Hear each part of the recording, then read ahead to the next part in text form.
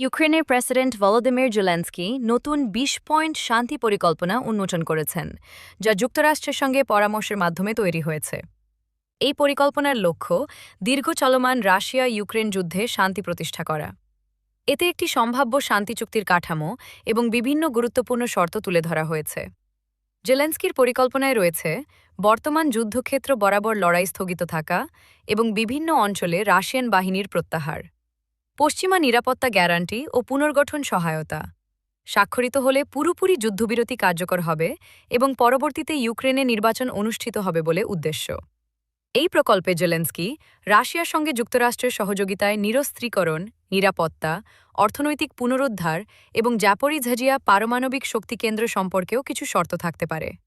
যদিও বিষয়টি এখনও আলোচনায় রয়েছে, রাশিয়াকে বিবেচনায় নিয়ে এখনও পুতিন বা মস্কো থেকে আনুষ্ঠানিক প্রতিক্রিয়া পাওয়া যায়নি। কিয়েভের পক্ষ থেকে বার্তা যাচ্ছে যে তারা শান্তি চায়, কিন্তু বাস্তবে মস্কোকে আলোচনায় আনতে কঠিন কাজ রয়েছে।